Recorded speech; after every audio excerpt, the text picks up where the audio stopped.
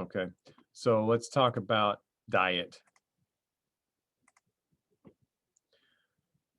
The biggest hindrance to diet is what I consider to be where we live. Um, we live in a place that, and I think, I not just Enid, but kind of the United States.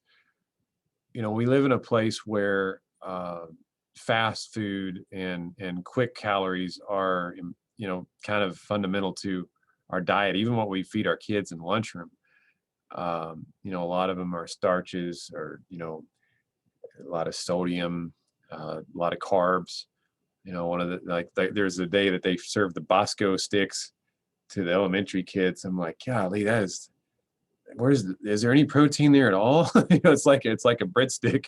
Um, I'm like, my kid gets his lunch sent with it. I'm sorry, nothing against whoever came up with the Bosco stick, but it's eh, not something that I'm going to recommend for my family. Anyway, I digress. Uh, what I've found is that time and work pressure really restrict our ability to eat healthy meals. That's kind of where I was going with where we live. I've given you pictures of some things that help our inflammation, that help our immune system. These things really go hand in hand. Healthy fats, you can find those, over here. Generally speaking, if you eat a lot of vegetables and fruits, it's the color of the rainbow.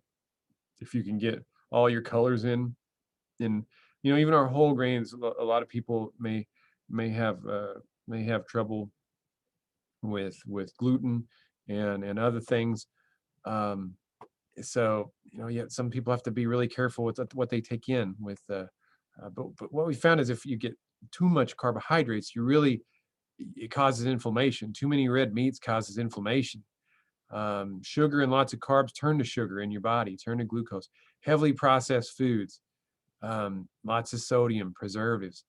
A lot of meats tend to cause inflammation. So uh, eat more of these, less of those. If you're a cattle farmer or married to one, I'm sorry. I mean, I love a good ribeye steak. I love a big fat steak, but it's really not something that that the evidence just says it's not that healthy for you. It causes inflammation. Um, so these healthy omega-3s, vegetables, fruits, whole grains, that's hard to do, right? It's hard to, okay, oh, you're okay, well, I'm just gonna go to the lunchroom and load up on all this stuff. I'm sorry, yeah, that's not available.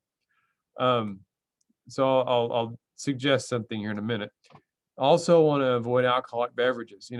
Well, you told me I needed to find a place to relax. That's my place to relax. Well, alcohol causes inflammation. It's full of sugars and empty calories. Avoid sodas. Man, this is all this stuff I love to drink. It's so it takes me away.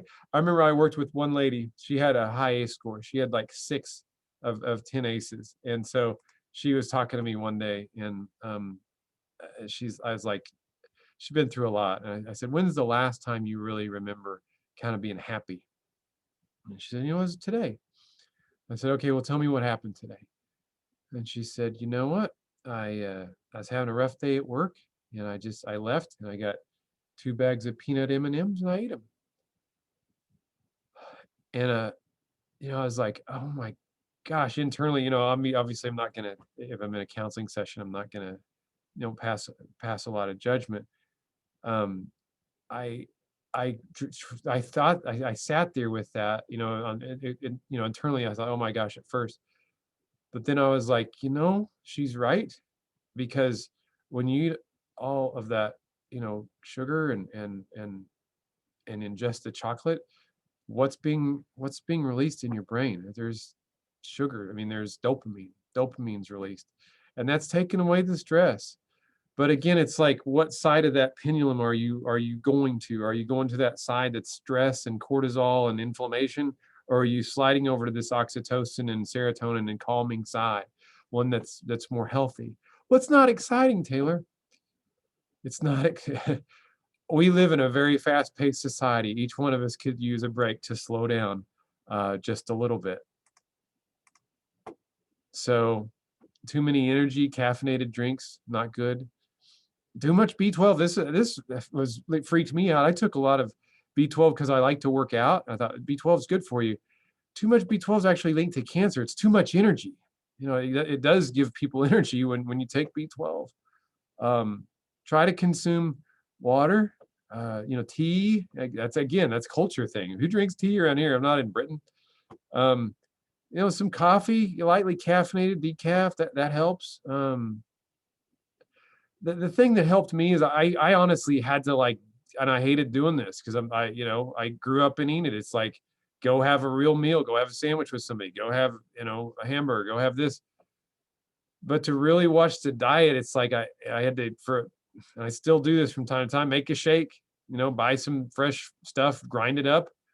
And, especially if you're a teacher, if you can, get one of those mixers at home and take it, put it in the fridge in the staff lounge, um, it it can help, because it's quick, but it also gives you the stuff that's not going to inflame you. It's not going to also, if you I remember eating pasta, you crash, a couple hours later. Um, that's a way to overcome this but you really have to plan ahead, and that's time. I mean, we're so busy. If we've got a family, we're getting people together, we're getting them to athletics, we're getting them all over the place. Uh, you have to have space to plan. You have to have space to eat. And again, it kind of goes against our local culture. I mean, who's going to go eat your shake with you? Um, so, I mean, there's a trade-off, but this is really honestly what the evidence shows us. How else can we live in health? Um, there's a lot that's being said for mindfulness. And so I'll show you a technique here in a few minutes. I'm not going to do that in the middle of this, but there's a lot that's said for mindfulness, for deep breathing, for finding ways to relax, even meditative prayer, meditation, yoga. I've had a lot of people that say, "Well, Taylor, that's kind of I'm Christian and I don't want to mess up my faith or anything because it sounds like I'm," it. There are faith traditions like the Quakers that really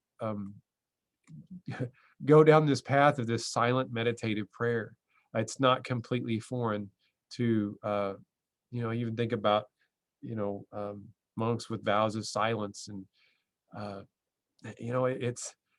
it's important. It's important that we take time to unplug and be grounded in the present moment. I'll give you two of those activities as when I get through with this. There are other things that we can do. Healthy. Remember, we want to attach to things that are healthy to us. So a lot of times people, like I said, that are overcoming trauma will attach to things. This author right here has put together a lot of books. Really has the viewpoint that people attach to negative things like smoking, like drugs, like alcohol, like gambling, like porn addiction, like sex relationships, like all these vices that we would consider vices. They become attached to those because at some point their own attachments were impaired. They've been through so much trauma that it's safer to attach. I know I'm going to get a payoff. After I drink that first beer, I've got a buzz, and then hey, things are gone for a while. This is the hard work. Find healthy attachments. Instead of attached to those things, attach to things like exercise, walking, reading, playing an instrument, writing. I've had people, like older people, crochet, knitting, whatever, volunteering for things, something that's going to take you a while to master. And so also think about activities that are going to take you away from the stress and the cortisol and more into kind of this zone of serotonin, oxytocin, calming. A lot of, like I mentioned before, having these supportive groups, a supportive community, a group of friends that you can get around, loved ones. We've been so isolated over the past year. We've all felt so much stress, needing to reach out. And I would really encourage you not to reach out to family that you conflict with. That's not going to lead you again to that calm side. That's going to probably lead you to the cortisol side.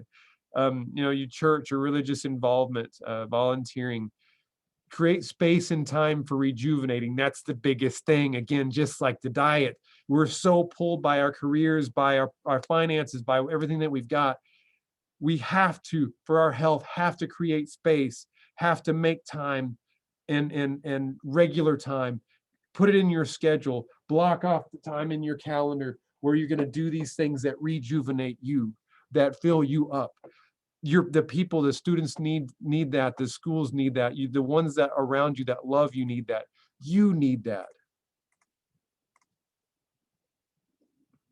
Going a little bit further to the bigger level, I kind of was focused on you, kind of moving out a little bit further.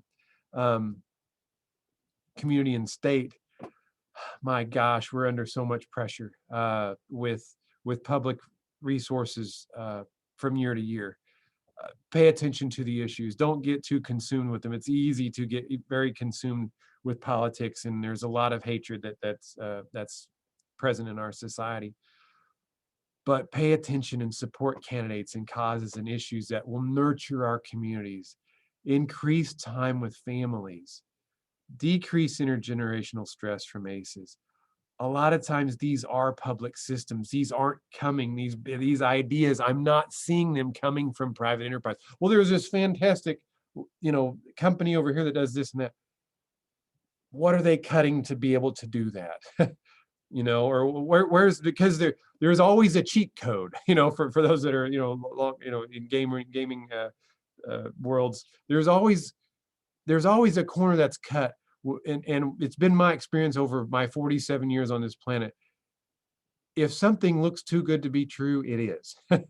And so I have found that when people take away from the common good, it's usually to profit just a few people. But if we can put back into these systems and these systems of support and try to take away from teachers unions, all these things, this bigger, better, more efficient. If you're not growing, you're dying. If we're cutting everything that's supporting everybody, we're hurting those that are most vulnerable, and we're hurting ourselves too, because those are the people that are around us that are part of our system. Be active, but be healthy as well.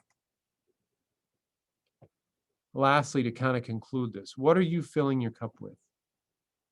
What are you putting in your cup? Are you putting in your cup things that are leading to more stress, more cortisol, heaping things on your plate that are taking away from your life? Or are you making space for these life-giving, calming, oxytocin-giving, just and even day-to-day interactions with those around you, just that minute to check in? How are you doing? What happened over the weekend? How was your, maybe another colleague, how was your 5th hour, because I know you've got such and such in there. What happened? Tell me more about that. Just taking a minute to check on each other, to reach out, just to be having a conversation. In as little as 45 seconds, you can have an oxytocin release. It starts to assuage and take away some of that cortisol. But the more that you put in the cup, the more positivity, that's what you're going to pour out, because you're going to pour out that which you are filled with. And you'll pour it out in your classrooms, to your students, in your school, with your teachers, in your office, with your loved ones. It's so important. I can't stress that enough. I hope that you've gotten something from this. Please go back and look at some of the other videos. I've tried to kind of put a playlist together so it's not one long, boring. I couldn't do this face to face, so I had to figure some way to try to be creative with it. So I hope you've gotten something from this. I hope it's been inspirational. If you'd like to make comments in the comment section below, please do. To share resources that you found helpful in your quest to create resilience in yourself and those around you, in your community and your world. Take care.